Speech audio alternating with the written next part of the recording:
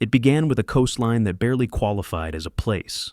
A long, narrow strip of sand and scrub lay between the restless Atlantic and a quiet lagoon, a landscape that felt more like an accidental formation than a destination. Few people visited, and even fewer stayed. The heat pressed down with a weight that made midday work almost impossible. Storms swept in with no warning, and the land yielded little except stubborn vegetation clinging to pockets of thin soil. Nothing about this island suggested it would one day become a playground for extraordinary wealth. Yet history often grows from events so small they seem almost invented. And this one arrived in the form of a ship drifting helplessly toward the shore. On an early January morning in 1878, a Spanish brig named Providencia lost its battle with weather and tide.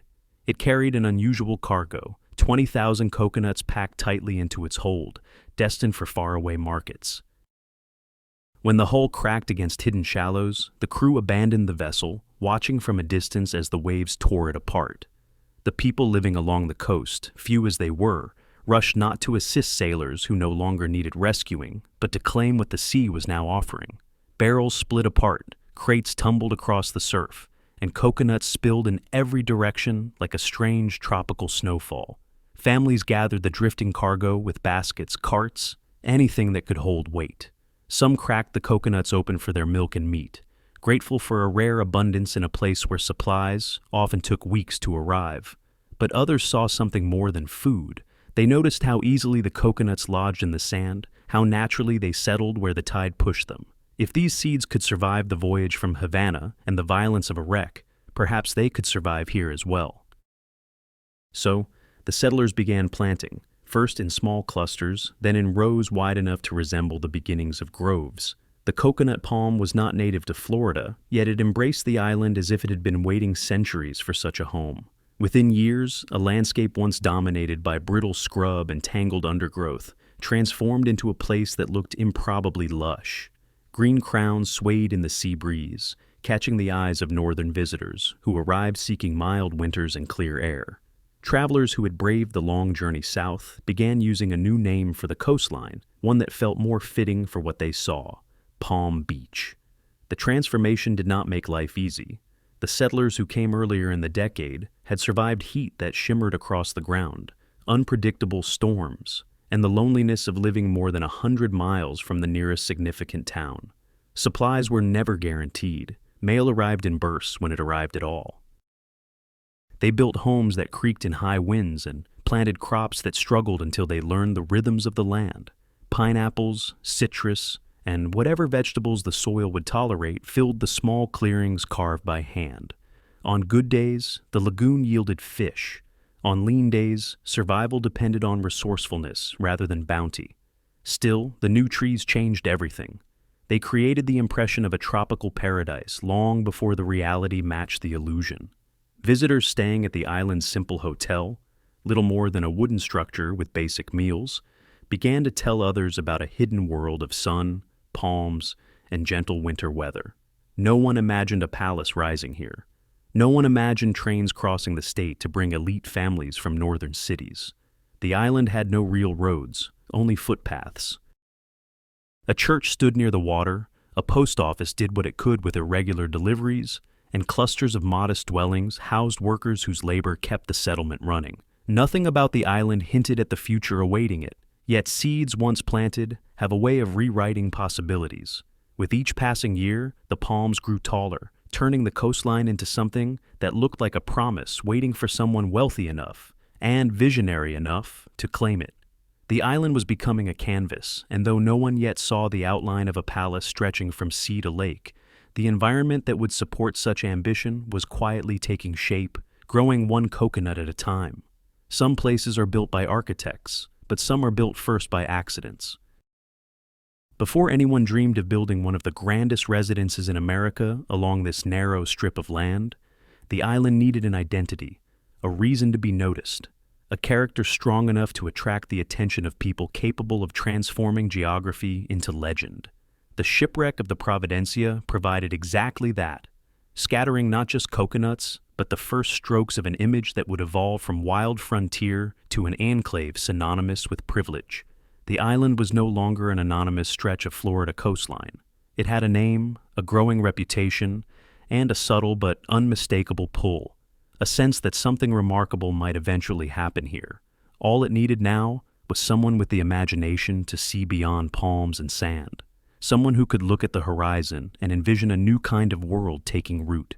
And soon, such a person would step onto the island and change its destiny forever. The island's transformation from a narrow, wind-scoured wilderness into a purposeful settlement did not happen suddenly. It unfolded in a series of small but decisive steps that stitched human intention onto a landscape still resistant to comfort. The palms born from the wreck of the Providencia created the illusion of a tropical haven long before the reality matched the vision. Beneath the beauty, life remained harsh. Yet slowly, the pieces necessary for a true community began to appear, as if the island itself were preparing for a future far larger than anyone living there could imagine. The earliest settlers arrived with a determination that bordered on stubbornness. They endured summers so hot the ground vibrated with rising air, storms that tore apart fragile homes, and long stretches when the world beyond the lagoon felt impossibly distant. Supplies reached the coast only by boat, and not with any dependability. Still, families cleared patches of land with hand tools, planting citrus and pineapples in sandy fields that offered little forgiveness. They fished the lagoon at dawn, gathered what they could from the ocean, and built simple wooden structures that served as shelter, workshop, gathering place, and sometimes all three at once. The arrival of visitors, wealthy northerners fleeing frostbite and gray skies, marked the next shift. The opening of a modest lodging house in 1880 provided these early winter travelers with a meal, a bed, and a glimpse of a place that felt untouched by the industrial world transforming America. These guests endured long journeys to get here, yet returned home speaking of sunlight, palms, and the calming silence of the lagoon.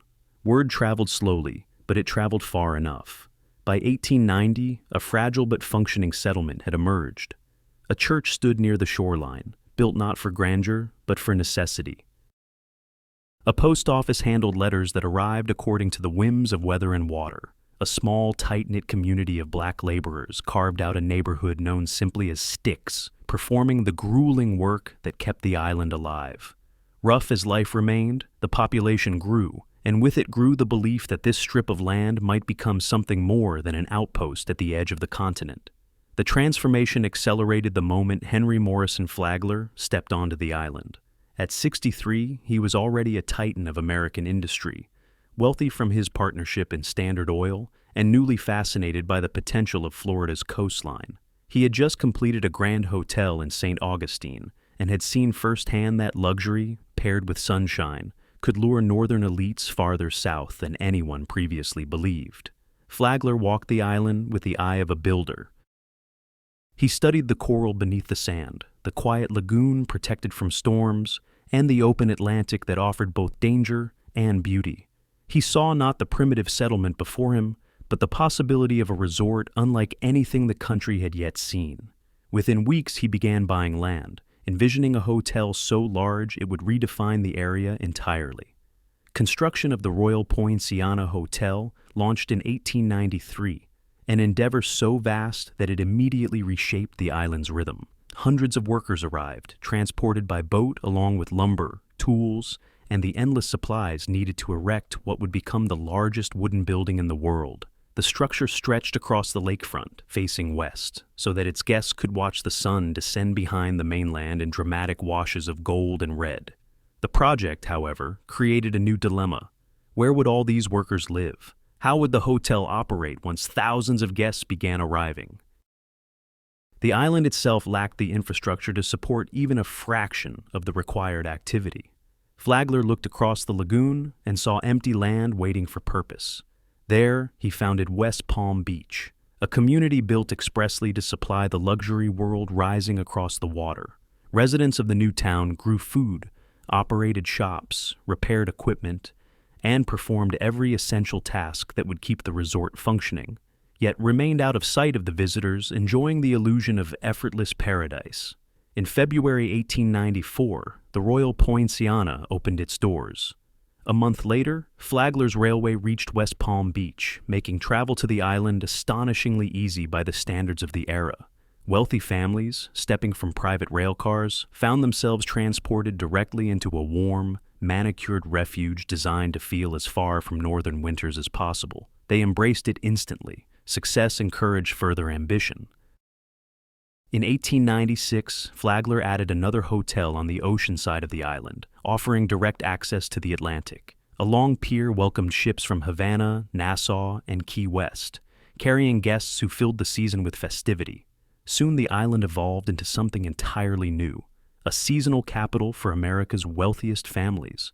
They stayed for 2 or 3 months each winter, filling social calendars with events, dances, luncheons, regattas, and gatherings that rivaled anything in Newport or New York. With each passing year, private homes began rising along the shoreline, sprawling residences designed not for year-round living, but for spectacle. Gardens stretched toward the ocean, terraces overlooked the lagoon. Every new property competed subtly with its neighbors, establishing an atmosphere of exclusivity that the island embraced as its identity. By the early 1920s, Palm Beach had completed its metamorphosis. What once had been wilderness was now a carefully curated world where architecture, wealth, and climate converged in perfect alignment. Streets carried luxury shops, social clubs enforced strict hierarchies. Vast Mediterranean revival estates appeared along the coast, each more elaborate than the last. The island had become a stage, polished and ready, and without realizing it, Palm Beach was preparing itself for the arrival of a woman whose imagination would surpass everything that stood before her. The land, the infrastructure, the reputation. Everything was now in place. All that remained was for someone to envision a residence so ambitious that it would redefine the island's scale, style, and spirit. That moment was close. The island was finished becoming what it needed to be. It was ready for its palace. Long before she ever set foot on the island, the forces that would one day shape Mar-a-Lago were already gathering around Marjorie Merriweather Post, guiding her toward a destiny she never consciously planned, yet seemed uniquely prepared to fulfill. Her life unfolded in a series of decisions, losses, partnerships, and ambitions that steadily expanded her sense of what was possible. By the time she began imagining a winter residence in Palm Beach, her vision had outgrown ordinary architecture. She was no longer thinking in terms of houses. She was thinking in terms of monuments. Her path began with an inheritance that was more than financial. When she gained control of her father's cereal company, she also inherited a philosophy of enterprise, a familiarity with boardrooms, and an instinct for expansion. From childhood, she had been encouraged to understand the machinery of business, how ideas became products, how products became fortunes, and how fortunes demanded stewardship as much as celebration. She entered adulthood not as a passive heiress, but as someone who recognized the scale of her own power and the responsibilities that came with it. Yet even with this foundation, she needed a partner who could help translate that potential into strategic reality. Her first marriage, comfortable but misaligned with her ambitions, revealed what she lacked. Someone who could navigate Wall Street as confidently as she navigated drawing rooms. That partner emerged in Edward Francis Hutton, not simply a financier, but a man capable of seeing around corners. With him, Marjorie discovered how fast a company could grow when guided by sharp analysis and bold acquisition. Together, they transformed a cereal company into a conglomerate large enough to influence how Americans ate, shopped, and lived. This expanding empire shaped her sense of scale. She learned to make decisions measured not in thousands, but in millions. Millions of dollars, millions of customers, millions of households touched by products she helped bring to market. When she and Hutton acquired Birdseye's groundbreaking freezing technology, she understood instantly what it meant for American kitchens, for busy families, for her own company's future. Her instincts proved correct. The innovation revolutionized the food industry, and her company became General Foods. The world she operated in became larger, more complex, and more powerful with each passing year. But success had another effect. It redefined her expectations for how she wanted to live. Her New York residence, a sprawling, meticulously appointed apartment, held European antiques, rare art, and endless rooms for entertaining. It was a stage upon which she could host diplomats, musicians, industrialists, and philanthropists. Yet even this impressive home felt constrained in winter, when she longed for blue skies, warmth, and a place where the rigid rhythms of the city softened into something brighter. Her first Florida property offered sunlight but little else. It was pleasant, suitable for short visits, but it fell far short of what she imagined for gatherings that matched her social circle and philanthropic endeavors. She needed rooms large enough for orchestras, spaces designed for conversation, gardens that framed the ocean in dramatic sweeps, and an architectural language expressive enough to match the stature she had earned. The more she considered her life, the more she recognized that she required not a house but a setting, a place capable of carrying the weight of her achievements and the scale of her hospitality. By the time she and Hutton began searching for property in Palm Beach, Marjorie already understood she wasn't looking for land. She was looking for a canvas. Her business successes had taught her the value of vision. Her social responsibilities had taught her how environments shape experiences. And her rising prominence had taught her to think globally even when building something personal. She was prepared in every sense to attempt what few others would dare. So, when she crawled through dense underbrush beside her realtor, inspecting an untouched parcel that stretched from the Atlantic to the lagoon, she recognized instantly that the land mirrored her own ambitions.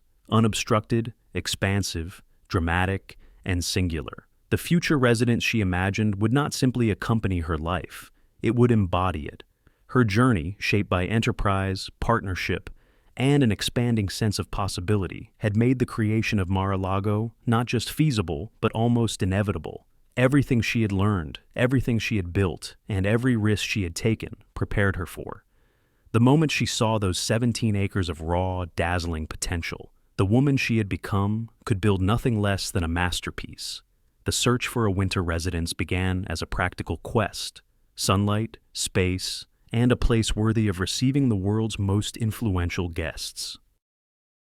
But when Marjorie and her realtor pushed through a thicket of tangled vegetation on the narrowest part of Palm Beach, practicality gave way to revelation. The land they discovered did not simply offer a view, it offered a vision so complete and so rare that it felt as though the property had been waiting for her specifically, holding its potential in reserve until someone with enough imagination could recognize what it truly was. The parcel stretched across the entire width of the island, a full 17 acres resting on a coral ridge that provided the stability large-scale construction demanded. Most of Palm Beach sat on shifting sand, a challenging foundation for anything ambitious. But this land, solid, ancient, unmoving, could hold the weight of a monumental residence without fear of the hurricanes that tested every structure on the coast. It was the sort of geological blessing architects dreamed of, and developers rarely found, especially on a strip of land already crowded with estates built by America's elite. On one side, the Atlantic Ocean pressed against the shore with rhythmic force, its color shifting from deep sapphire to pale turquoise depending on the season and the sky. On the other side, Lake Worth Lagoon lay still and reflective, catching the light of morning and evening in a way that made the entire landscape feel theatrical. Few properties in the world offered such a pairing: open ocean to the east, calm lagoon to the west, two different emotional experiences depending on where one chose to stand. For Marjorie, accustomed to entertaining diplomats, aristocrats, artists, and business leaders, the dual waterfronts suggested something more than personal pleasure. They suggested possibility. Guests could wander through gardens that transitioned from the serenity of the lagoon to the drama of the ocean in minutes. Events could unfold in spaces illuminated by sunrise or silhouetted against sunset. No other parcel on the island could match this sort of natural choreography. The scale was equally astonishing. Most remaining land in Palm Beach had been claimed during the earlier waves of development. Estates crowded the coastline, each owner guarding ocean frontage as jealously as any priceless heirloom. To find a tract untouched, unbroken, and large enough to house not just a residence, but an entire world of terraces, wings, gardens, courtyards, and service quarters bordered on the miraculous.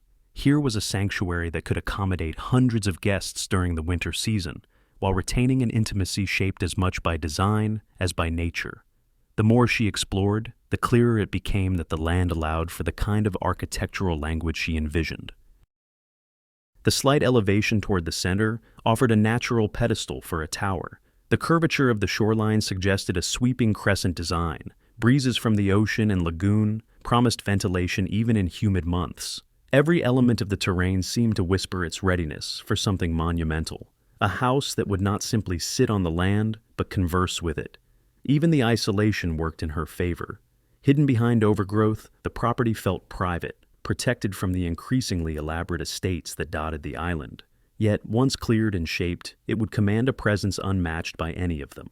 It was both retreat and statement, a place where one could withdraw from the world and simultaneously broadcast a message of grandeur. Marjorie understood landscapes intuitively. She felt when terrain resisted ideas and when it welcomed them.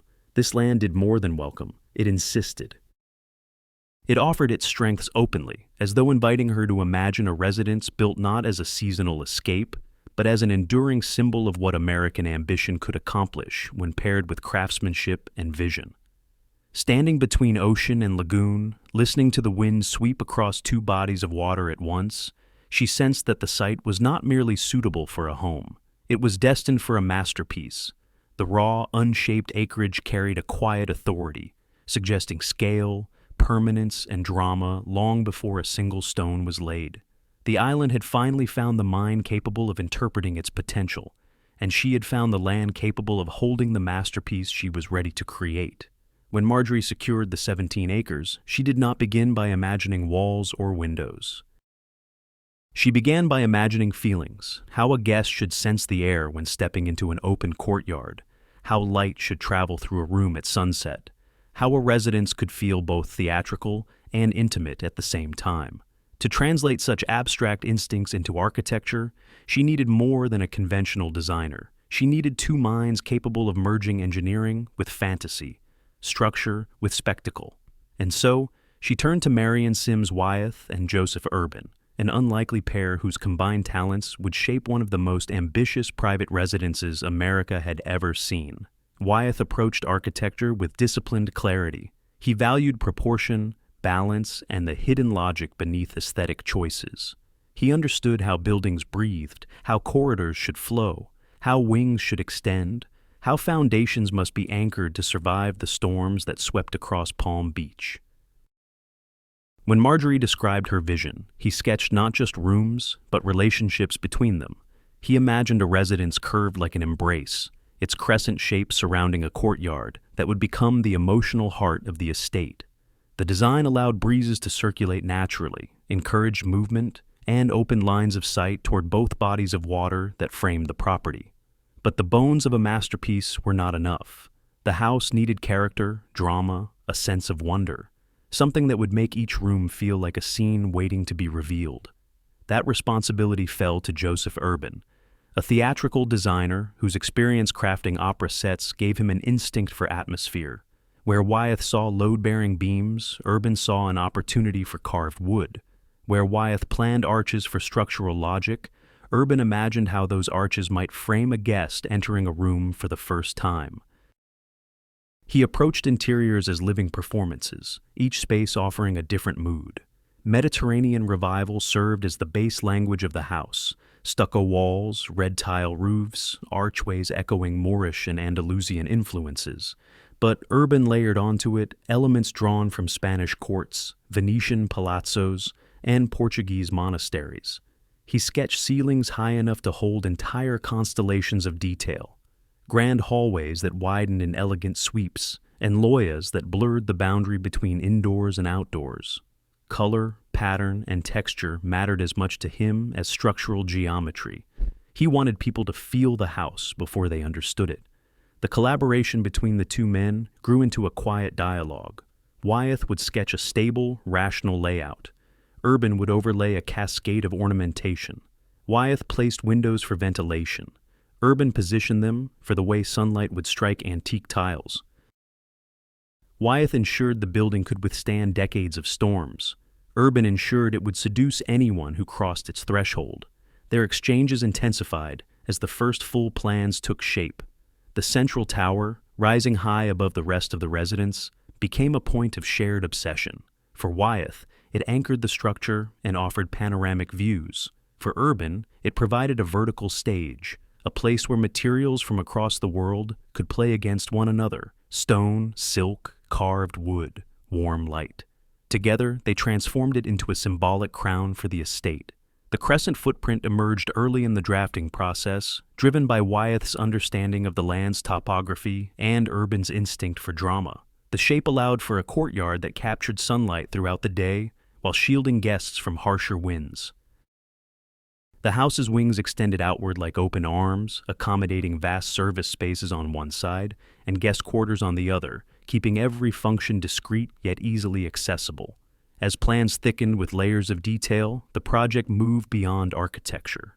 It became choreography.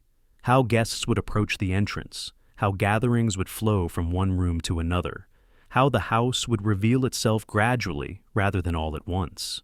Marjorie became not just a client, but a collaborator, refining details, suggesting shifts in emphasis, and ensuring every choice served the larger intention, to create a residence that felt eternal even in its first year. By the time the final pre-construction drawings were completed, the vision had evolved into something Palm Beach had never seen. The house would not simply stand on the land, it would reshape the island's architectural identity. The forms were bold, the scale unprecedented, the craftsmanship planned with microscopic precision. Everything, every arch, every corridor, every planned surface, suggested that this was not a winter home, but a declaration. The land had offered the canvas. Wyeth and Urban had drawn the outline. Now the island braced for the next step, when raw earth and coral foundation would give way to stone, tile, and towering walls that announced the beginning of a palace. Construction began not with the sound of hammers, but with the deep concussive echoes of controlled explosions. The coral ridge beneath the property, so essential for stability, was also stubborn, fused by centuries of pressure into a surface harder than most stone. Before a single wall could rise, crews had to break through that ancient foundation, carving space for footings and anchoring points strong enough to support a residence of unprecedented scale. Each detonation sent tremors across the 17 acres, a rhythmic pulse announcing that the island's quiet era had ended. Palm Beach, accustomed to the refined manners of winter visitors, suddenly vibrated with industrial force. Hundreds of workers arrived daily, crossing from West Palm Beach on small boats that ferried them like clockwork across the lagoon. Carpenters, stonecutters, plasterers, tile specialists, metal workers, an entire ecosystem of craftsmen flowed onto the site each morning. At its peak, the operation employed around 600 people, transforming the once silent land into a hive of purposeful motion. Voices blended with machinery, sawdust rose in golden clouds, and the partially cleared landscape grew busier each week as foundations deepened and early frameworks took shape. Materials arrived from every direction. Some deliveries came by train to the mainland, others by barge directly to the lagoon-facing edge of the property. But the most striking shipments came from Europe. At Marjorie's instruction, and with Urban's enthusiastic approval, 3 vessels left Genoa, carrying massive blocks of Dorian stone, a pale fossil-bearing limestone prized for its ability to age quickly and gracefully. She wanted the estate to look timeless from the moment it was completed, and this stone, with its natural patterns and fast-developing patina, offered exactly that illusion. When the ships finally reached Florida, cranes lifted enormous slabs onto waiting wagons, and stonecutters began carving them on site. The air filled with the rhythmic clink of chisels and the long scrape of files as arches, columns, and decorative elements emerged from raw blocks. Every curve, every relief pattern followed Urban's meticulous drawings, turning the construction zone into an open-air sculpture studio. The central courtyard, the heart of the Crescent Plan, took shape early, its boundaries marked by rising walls and freshly poured terraces. Workers stood on scaffolding that looped around the emerging structure, applying early layers of stucco and shaping openings where tall archways would eventually frame the sky. The courtyard was designed not as an ornamental void, but as a living space where guests would gather, musicians would play, and the house would breathe. Even unfinished, it conveyed a sense of promise. The tower followed, climbing upward in careful increments. Each level expanded the view, revealing more of the Atlantic on one side and the lagoon on the other. Workers hauling stone and timber to the upper floors often paused to take in the panorama, one that few people had ever seen from such height on the island. When completed, the tower would serve as the estate's crown, a vertical anchor drawing the eye from every angle of the property. Inside the wings, the intricate layout proposed by Wyeth grew real corridor by corridor. Service areas formed an almost hidden world of their own. Storage rooms, preparation spaces, staff quarters, and an expansive kitchen designed for preparing meals on a grand scale. In the opposite direction, guest suites emerged, each intended to feel self-contained, offering comfort while maintaining a sense of privacy even during elaborate events.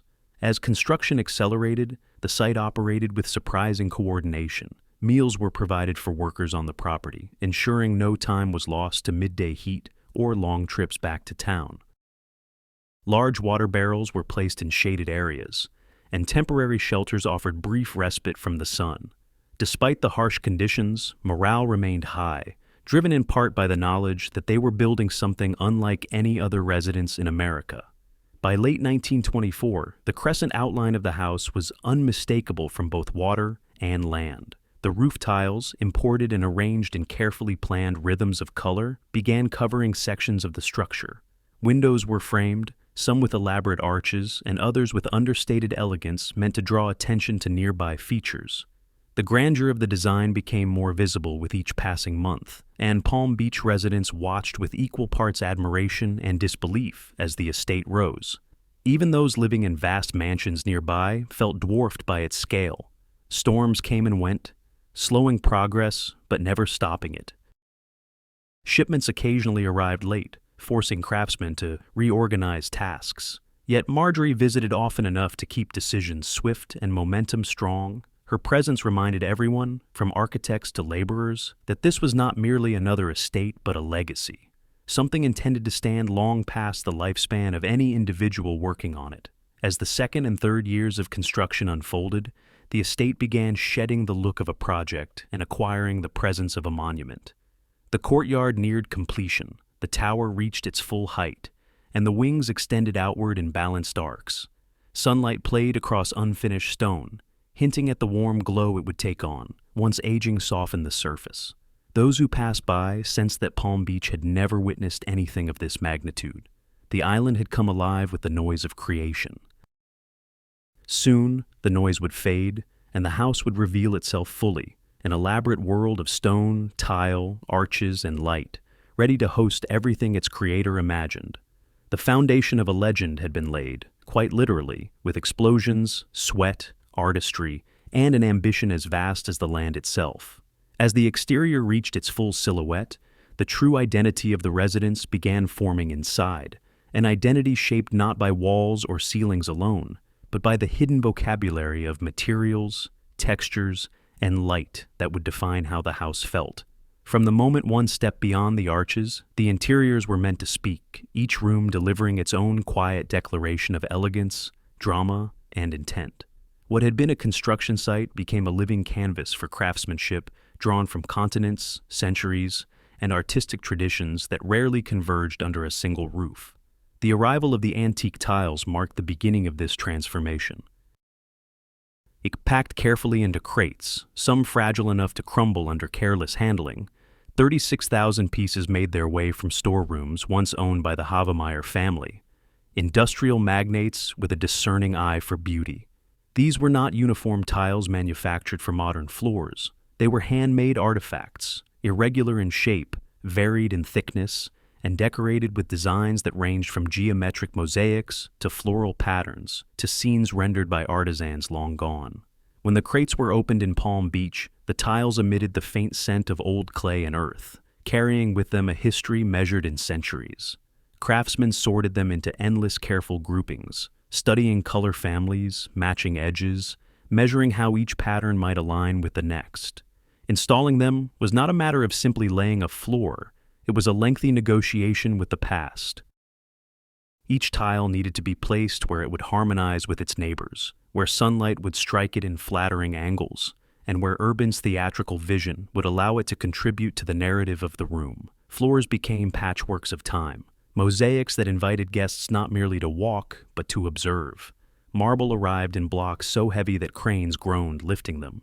Some pieces came from a Cuban estate, others from European quarries, each selected for color and veining, that suggested quiet sophistication rather than ostentatious display. Workers polished the stone until it reflected the light like water. These floors would guide guests into the principal rooms, providing coolness underfoot and a sense of permanence, stone that would outlive everyone who crossed it. Urban's touch was unmistakable in every direction.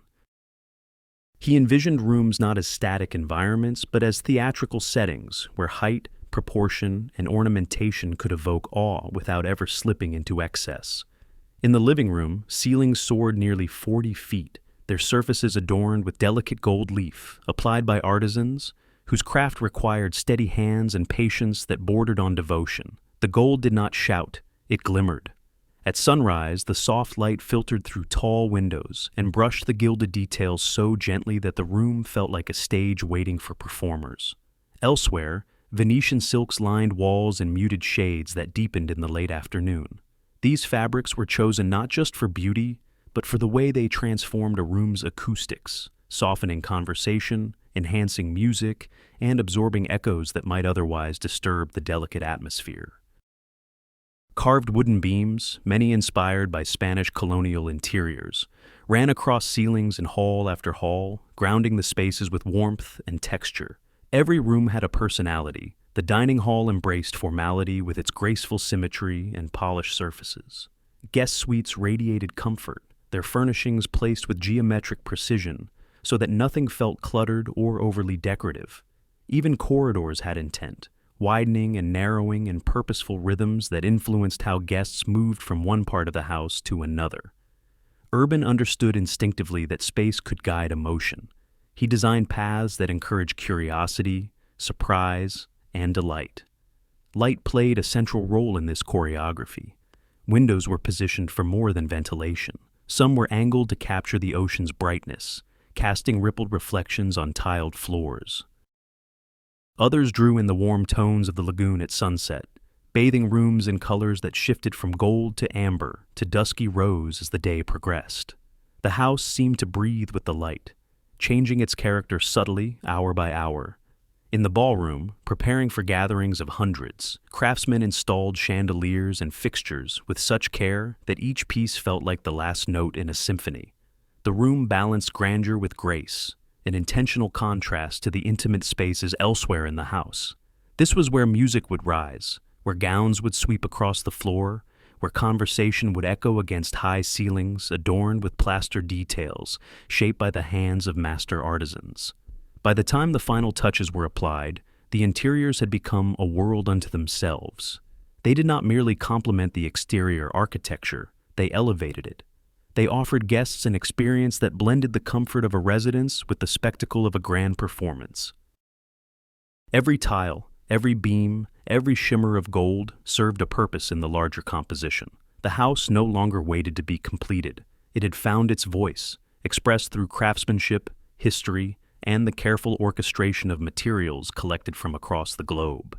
Its walls now carried stories, its rooms held atmosphere, and its corridors whispered promises of gatherings, conversations, and nights illuminated by music and laughter. The soul of the residence was fully awake, ready to welcome the world that would soon arrive at its doors. When the final scaffolding disappeared and the last gilded detail was polished to a quiet shimmer, the house did not simply stand ready. It waited. A structure of this magnitude, crafted with such precision and theatricality, was never meant to sit silent. It required movement, conversation, music, and the tender chaos of human presence to complete its purpose. And when the first invitations were sent, Mar-a-Lago awakened not gradually, but all at once, as though the building had been holding its breath for years in anticipation of this moment. The inaugural gatherings unfolded even before every wing was fully finished. Workmen still painted trim in remote hallways. Craftsmen adjusted fixtures in service rooms, and crates of supplies remained stacked in corners. Yet the main spaces, the ones designed for spectacle, were ready.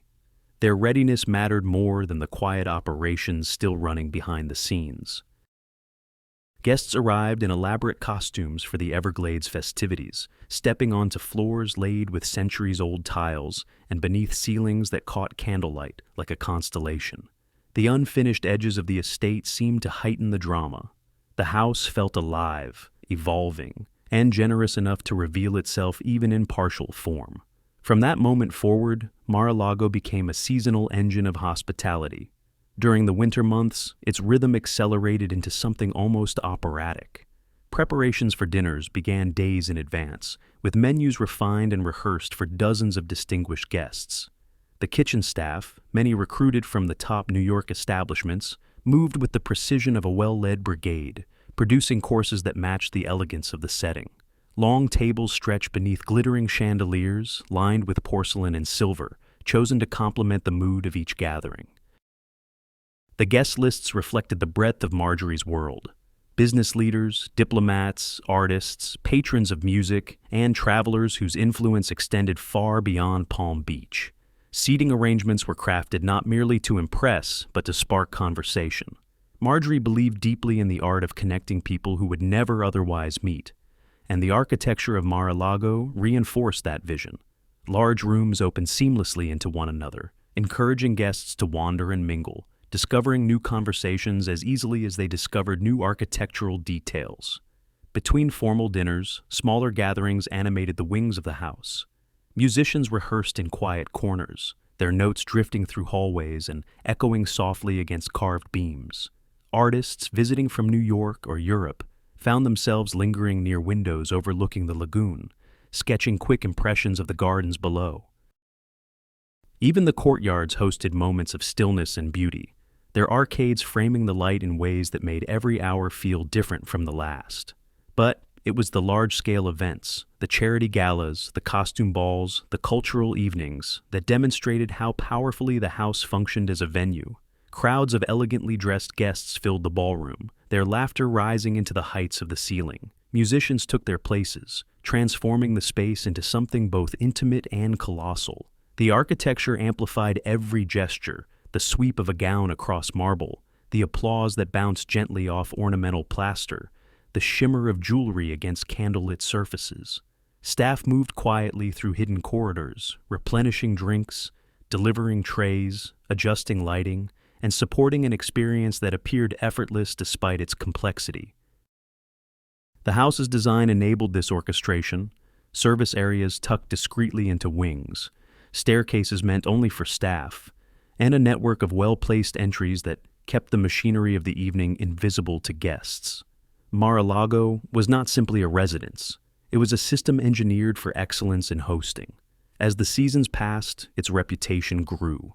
Palm Beach society had long enjoyed lavish gatherings, but nothing matched the scale, organization, or artistry of evenings at Mar-a-Lago. The estate quickly became the gravitational center of winter life, a place where invitations were coveted, and every event seemed to acquire its own significance simply by being held there. Guests did not merely attend, they experienced. Music drifted through courtyards, voices rose in animated conversation, and carriages, or later, sleek automobiles, lined the entrance with a quiet hum of anticipation. Those who visited left, with the impression that they had not just attended a gathering, but stepped briefly into another world, one constructed with a level of intention rarely encountered in private homes. By the time the last guests departed each season, the legend of Mar-a-Lago had already taken root. What had once been raw land now thrived as a living, breathing space designed for celebration, connection, and the sheer joy of human company. The house had fulfilled its purpose. It had come alive. When Marjorie's life began pulling her toward distant responsibilities, the house that had once thrummed with music and conversation found itself slipping into a different rhythm. One defined not by lavish gatherings, but by absence. Seasons passed without the familiar preparations, without the comings and goings of staff, guests, and performers. For the first time since its creation, Mar-a-Lago stood still. The silence settled slowly at first. As Marjorie accompanied her husband on diplomatic assignments abroad, the estate remained closed, its doors locked, its gardens left to the steady creep of subtropical growth. The long hallways that once echoed with laughter and the soft glide of evening gowns now stretched empty, their marble floors catching only the faintest traces of shifting daylight. Dust gathered on surfaces that had always been polished to a reflective gleam. Curtains remained drawn, in rooms designed for light and spectacle, their fabrics absorbing the hushed stillness like a forgotten stage set, awaiting an audience that never arrived. Without regular staff, the house changed in subtle ways. Air moved differently through unused corridors. The scent of fresh flowers, once a daily presence, faded from the entry rooms. The kitchen, once the heart of frantic preparation, sat dormant, its gleaming surfaces untouched. Even the courtyard seemed to lose some of its vibrancy, the interplay of light and shadow, no longer animated by footsteps or conversation drifting through its arches. To neighbors and visitors passing by from the lagoon or the ocean, the estate remained imposing, but something unmistakable had shifted. The energy that once emanated from its towers and wings had dimmed. A structure built for movement and celebration was now forced into an unnatural state of stillness, and the house felt it. Architecture of such expressive design was never intended to exist in quiet isolation. Mar-a-Lago, in its own way, was built to interact, to host, to accommodate, to impress. Without that purpose, it seemed caught between strength and vulnerability. Yet, even in this period of retreat, the estate found a way to serve a greater role. During the war years, when communities grappled with new forms of hardship, the quiet grounds of Mar-a-Lago became a place for healing. The property opened its gardens to servicemen recovering from physical and emotional wounds, offering them a serene environment away from clinical settings. Paths that had once carried elegantly dressed guests now supported veterans relearning movement or seeking solitude beneath swaying palms. The serene lawns and sheltered walkways became part of rehabilitation routines designed to restore dignity and calm.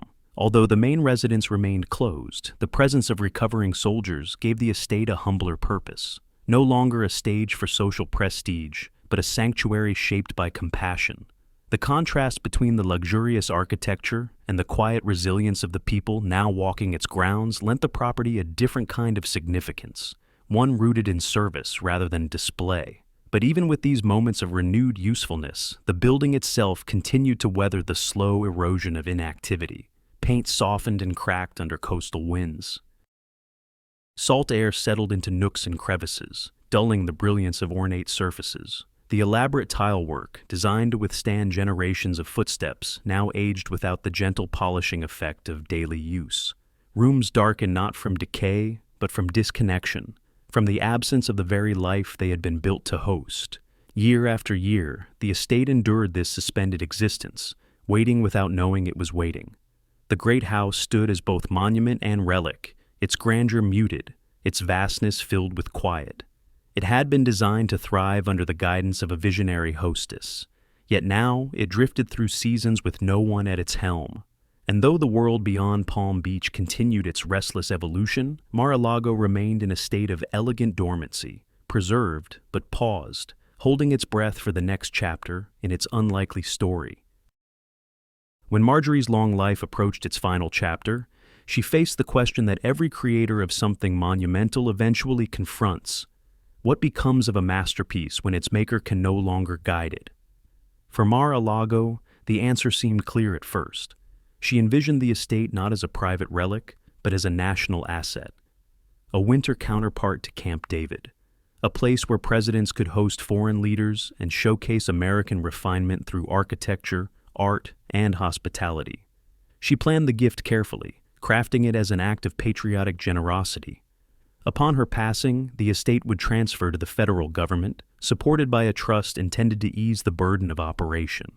But intention and reality rarely move in harmony. When the house passed into government hands, the first cracks in the plan appeared almost immediately. The scale that made Mar-a-Lago extraordinary also made it impractical. Its 70 years of artistry required constant attention. Gardens wide as small parks, roofs stretched over vast wings, antique surfaces that demanded specialized care, and mechanical systems aging in the Florida humidity. Staff had once moved through the estate like a finely tuned orchestra. Groundskeepers, electricians, housekeepers, cooks, attendants, all ensuring the residence stayed pristine. Without this full complement, the property began slipping into quiet decline.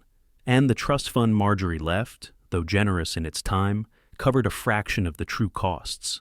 Initial evaluations from federal staff painted a sobering picture. The maintenance expenses climbed well beyond projections. absorbing resources far faster than anticipated. The trust, meant as a safety net, proved small compared to the demands of a house built not for modest use but for grandeur. Government inspectors walked through rooms of exquisite detail, only to realize that each carved ceiling, each antique tile, each piece of imported stone represented not just beauty but obligation, repairs, temperature control, security, climate protection, and continuous oversight. Then came the security assessments. A presidential retreat requires layers of safety difficult to achieve even in ideal environments. Mar-a-Lago presented complications at every turn. A public road ran close enough to compromise controlled access. The island's airport sent a near-constant hum of aircraft overhead. The estate's openness, the very feature that made it breathtaking, posed challenges for surveillance and protection. Retrofitting the property to meet the standards of modern national security would require massive investment, including new infrastructure that risked altering the house itself. And there was a deeper issue, less visible but equally powerful. No president wanted to use it. Richard Nixon already had a Florida retreat, familiar and secure. He visited Mar-a-Lago only once, briefly before national turmoil consumed his attention. Gerald Ford preferred the mountains. Jimmy Carter's team studied the estate more seriously, yet each review returned the same conclusion. The costs were unjustifiable, the logistics overwhelming, and the benefits uncertain. A retreat meant to project warmth and diplomacy instead resembled a gilded burden, too extravagant to be practical and too fragile to suit the needs of modern governance. As seasons passed without use, the estate slipped further into disrepair. Paint peeled from exterior walls. Salt air crept into window frames. Gardens that had once embraced guests with tropical color grew wild and tangled. Rooms that had hosted royalty and dignitaries fell quiet, the silence broken only by the occasional caretaker or inspector checking for new signs of wear. The federal government, increasingly aware that it had inherited a treasure it could not manage, began reconsidering the gift. By 1980, the decision was made. After 7 years of ownership, Mar-a-Lago was formally returned to the Post Foundation. No president had ever stayed there. No state dinners had been hosted. A property built to dazzle and inspire had instead become a liability, a relic too expansive for public stewardship. Yet the house's challenges were far from over. The foundation, now responsible once more for the estate, faced the same impossible arithmetic: astronomical maintenance costs, dwindling trust funds, and no clear path forward. Attempts to sell the property failed repeatedly. Buyers walked away in disbelief when they learned what it would take to keep the estate functioning. Grand as it was, Mar-a-Lago seemed destined to collapse under the weight of its own magnificence.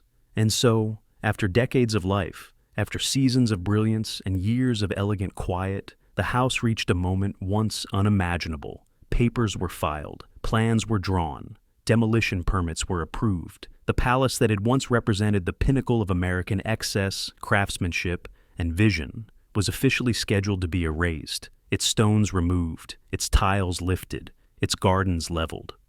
The land beneath it, valuable even without the structure, would be divided into parcels and sold. Mar-a-Lago, as a residence, would cease to exist. The island braced for the fall of its greatest creation, and then, at the edge of disappearance, a new voice entered the story, one that saw value where others saw burden, possibility where others saw ruin. The house was not finished. Its next chapter was already approaching. By the mid-1980s, Mar-a-Lago stood in a condition that felt eerily detached from the brilliance of its first decades. What had once been the most vibrant residence in Palm Beach had slipped far enough into neglect that its grandeur seemed almost unreal, like a fading memory preserved only in photographs and stories. The house itself, however, bore the truth openly. Paint peeled in long, curling strips from exterior walls, revealing raw patches where salt air had eaten away at the stucco. The gardens, once trimmed with exacting devotion, swelled into untamed thickets of overgrowth. Windows clouded under layers of salt and dust, dimming the sunlight that used to dance through the tiled halls. The estate felt less like a palace and more like an artifact awaiting its final classification. Inside, the silence had deepened into something heavier than mere emptiness. Rooms that once pulsed with conversation now absorbed every sound, their ornate surfaces swallowing echoes rather than reflecting them. Fabrics dulled, gold leaf lost its shimmer, and air circulated with the stale weight of disuse.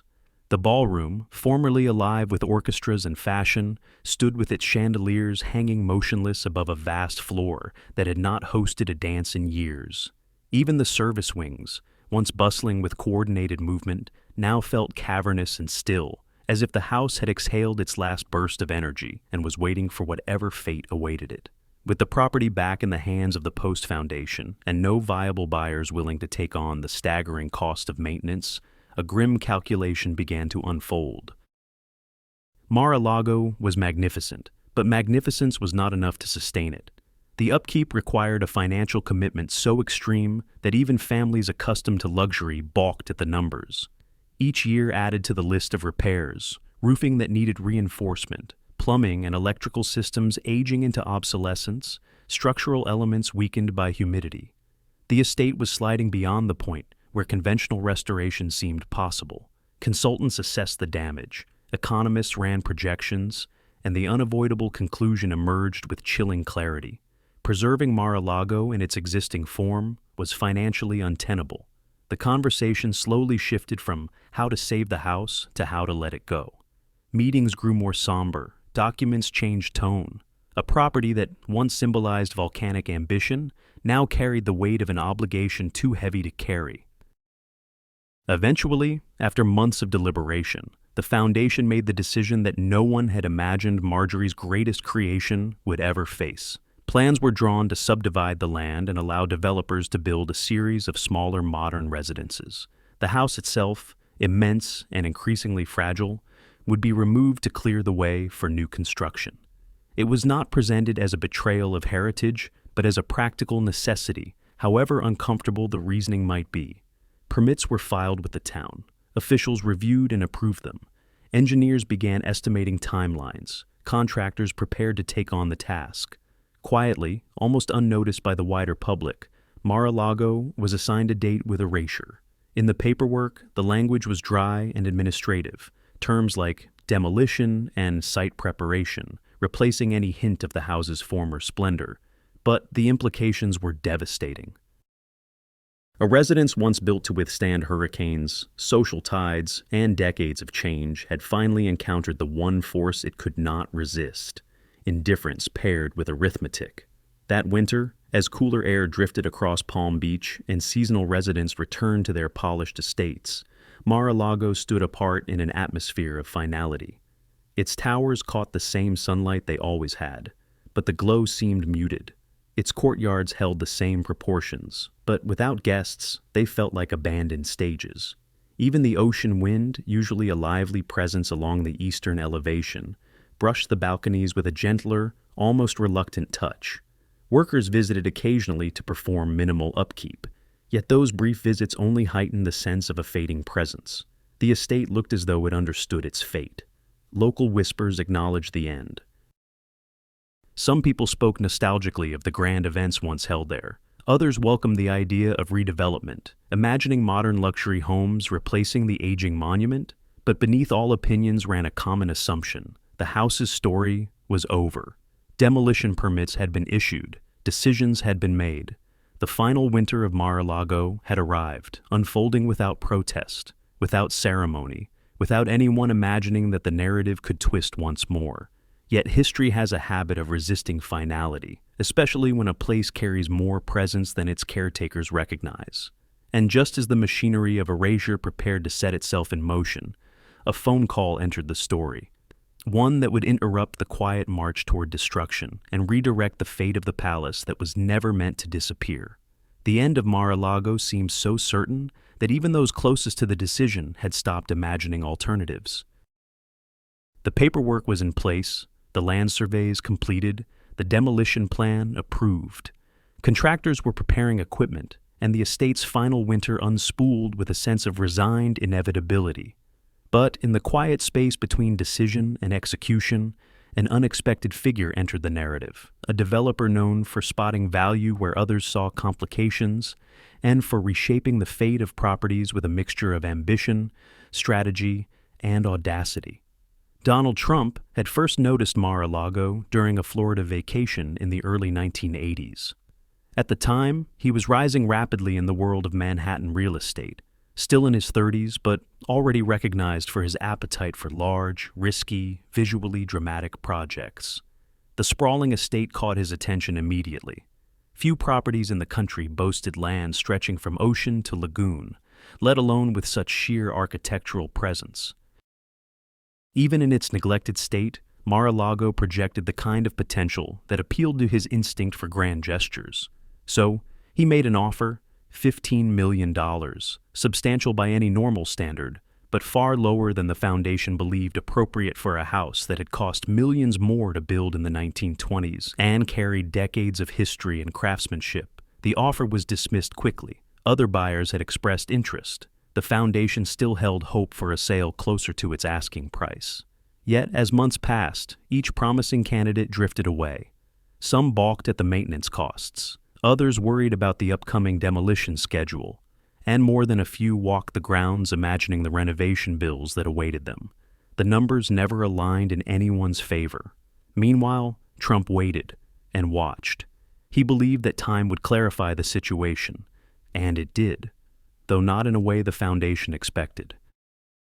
Just offshore from the estate lay a slender parcel of beachfront land, positioned precisely where the main house's ocean views converged. It belonged to Jack Massey, a businessman with no urgent need to part with it. For Trump, however, it represented leverage. He purchased the land for roughly $2 million, a decision that appeared small compared to the stakes around Mar-a-Lago, but carried enormous strategic weight. Once the sale was finalized, he announced his intention to build a home on the property, a structure that would rise directly in the line of sight from Mar-a-Lago's iconic terrace. The possibility of losing its unobstructed ocean panorama struck at the heart of the estate's remaining value. Without that view, Mar-a-Lago became less extraordinary, less marketable, and far harder to position as anything other than a relic in need of immense upkeep. Potential buyers, already cautious, now hesitated entirely. Who wanted a vast estate whose most celebrated vista might soon end at the walls of a new construction? The foundation recognized the threat immediately. Trump was not merely making an offer. He was applying pressure in a way that altered the landscape of negotiation. As hopes for an alternative buyer evaporated and demolition loomed, the once dismissed offer began to look increasingly practical. The foundation reopened discussions, this time with a sharp awareness of how little leverage they had left. But Trump was not finished shaping the terms. He understood that Mar-a-Lago's contents, its antique furnishings, carpets, porcelain, and art, held extraordinary value in their own right. Some estimates placed the worth of these items near $8 million. The house, in its shell-like emptiness, was one thing. The house with its original interior treasures was another entirely. When negotiations resumed, they did so under conditions far more favorable to him. By December 1985, a deal was reached. The final price remains a matter of debate depending on which source one consults, but the prevailing figure suggests he paid roughly $8 to $10 million for the entire property, land, house, and furnishings combined. A fraction of the original asking price, a fraction of the value of the antiques alone, and almost incomprehensibly low for a mansion that had once cost the modern equivalent of over $100 million to build. With signatures in place, the demolition plans were canceled. Bulldozers, previously on standby, were dismissed. Documents authorizing the destruction were voided. A house that had stood on the brink of erasure was, in a moment, restored to life. Trump's team moved quickly, starting repairs, evaluating structural needs, clearing overgrowth, and beginning the lengthy process of bringing the residence back into livable condition. Observers who had assumed the estate's fate was sealed now watched with a mixture of disbelief and fascination. The impossible had happened. A single calculated purchase had overturned years of planning and rescued one of Palm Beach's most remarkable structures from disappearance. Mar-a-Lago had been saved not through sentimentality or government intervention, but through a blend of timing, strategy, and the unusual clarity of someone who saw opportunity precisely where others saw burden. The palace would not be reduced to rubble. Its next incarnation was already taking shape. When Trump took ownership of Mar-a-Lago, the house regained a heartbeat. But its challenges were far from resolved. Restoring the estate required far more than repairing roofs or clearing overgrown gardens. The true obstacle lay in sustaining a property of such magnitude year after year. Even with renovations underway, the financial weight pressed down hard. The estate's beauty was undeniable, but so was its appetite for resources. Staff, utilities, maintenance, landscaping, climate control. Every aspect operated on a scale that had overwhelmed the federal government and every potential private buyer. If Mar-a-Lago were to survive into the modern era, it needed not sentiment, but reinvention. The idea of turning the residence into a private club emerged as a radical solution, one that would preserve the estate's architecture while transforming its function entirely. Instead of operating as a private home demanding continuous expenditure, it would become a destination, a place where membership fees, events, and steady activity could sustain the vast machine required to keep the property alive. The town council initially resisted the proposal. Palm Beach had long upheld rigid traditions, and commercializing one of its most iconic estates felt to many like tearing at the fabric of local identity. Yet, the alternatives were clear. Either the house generated revenue or it slid once again toward decay. After prolonged negotiation, a compromise was reached. The estate could operate as a private club if its historic character remained intact and its use respected the surrounding community. With that agreement in place, Mar-a-Lago stepped into a new chapter, one defined not by opulent solitude, but by constant life. The transformation was immediate. Staff returned in numbers unseen since the days of Marjorie Post.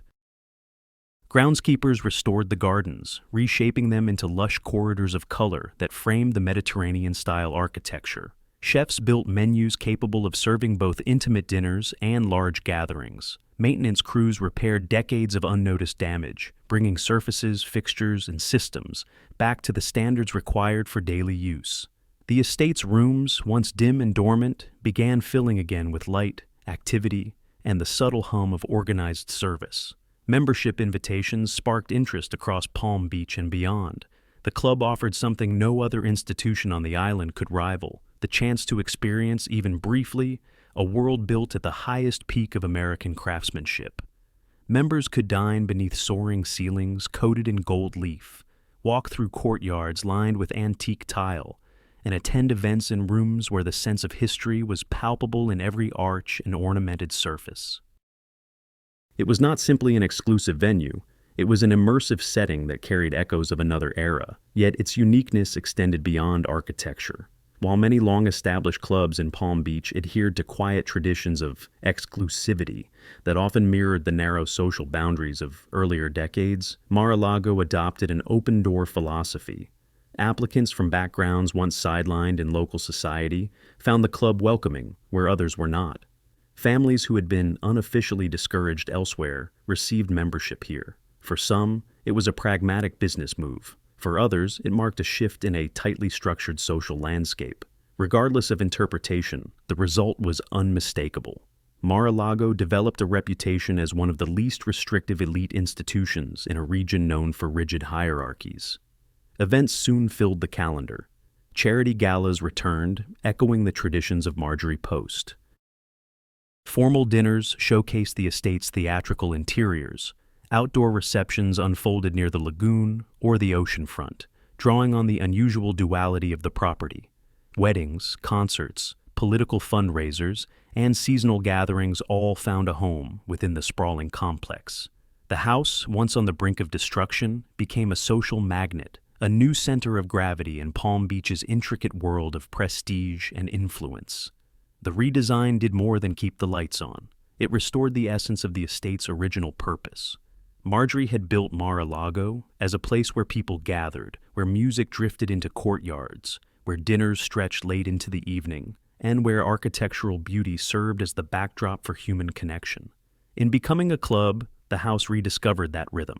It became full again, full of voices, footsteps, laughter, and the pleasant commotion of hospitality. The transformation did not erase its past, it activated it. By turning an unmanageable private home into a sustainable social institution, the estate regained its vitality and secured its survival.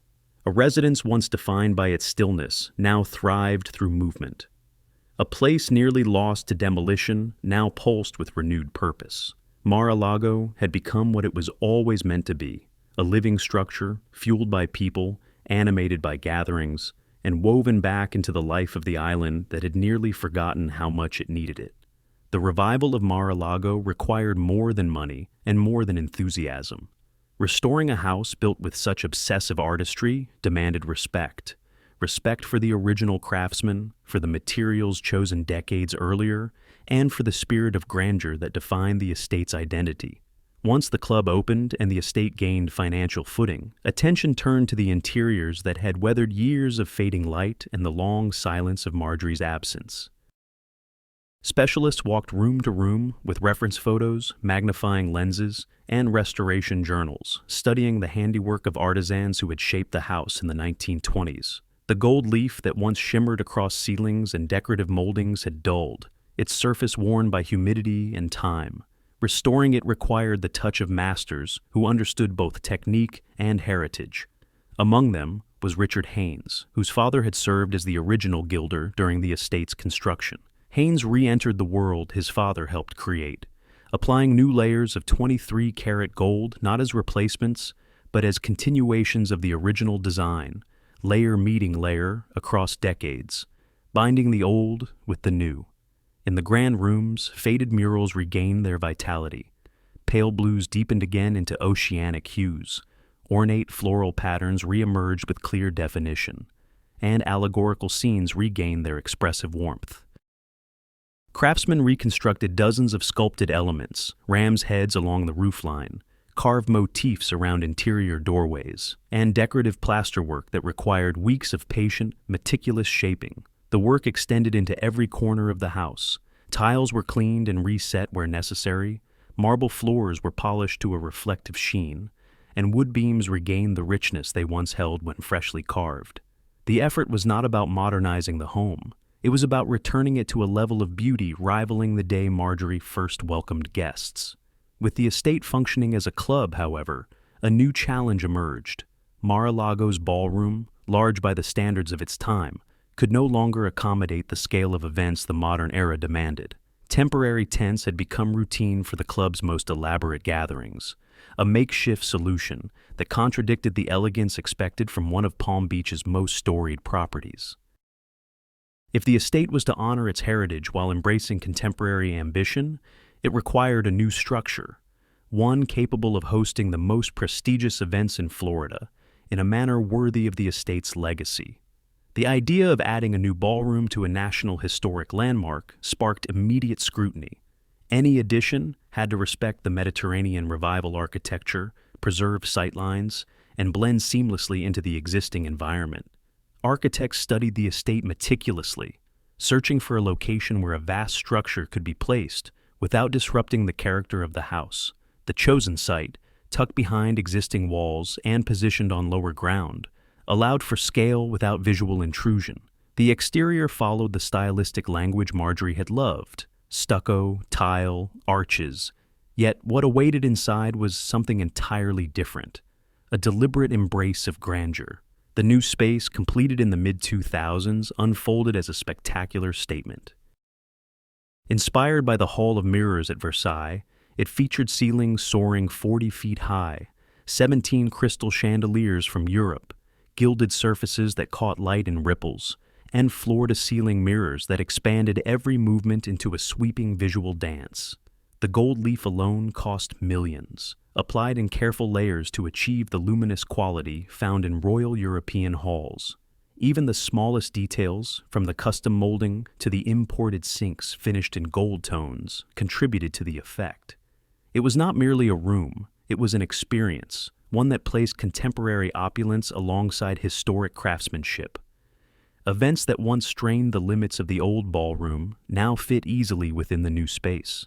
Charity galas glittered beneath the chandeliers, orchestras filled the hall with sound, wedding parties moved like living tableaux, reflected endlessly across walls of mirrors. The International Red Cross Ball, once hosted by Marjorie herself, resumed within the new structure, binding the estate's past with its present. The contrast was unmistakable. The historic wings of the estate spoke in the refined, worldly tones of the 1920s, while the new ballroom spoke in the unmistakable language of modern extravagance. Together, they formed a dialogue across time, a reminder that Mar-a-Lago was not merely preserved, but evolving. Through this blend of restoration and innovation, the estate entered its second life. It became something deeper than a landmark and larger than a club, a place where history and ambition coexisted, each amplifying the other.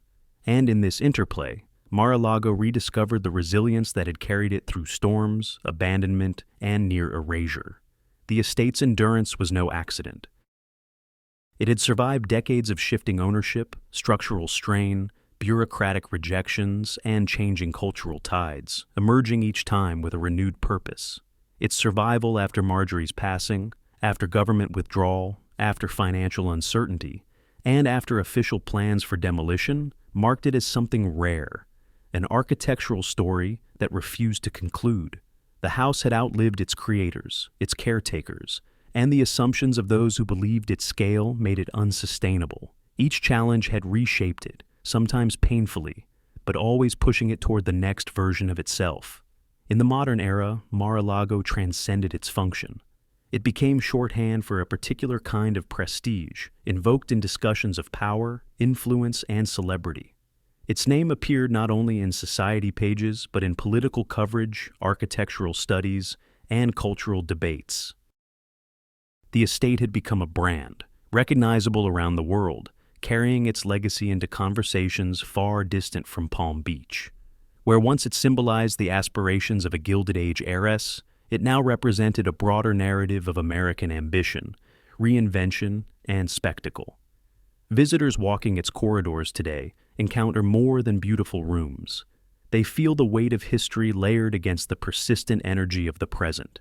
They sense the vision of Marjorie in the antique tiles and carved beams, and the imprint of modern ambition in the mirrored expanses of the grand ballroom. They step into a place where longevity itself feels like a kind of triumph, where the building's continued relevance stands as evidence of its extraordinary adaptability.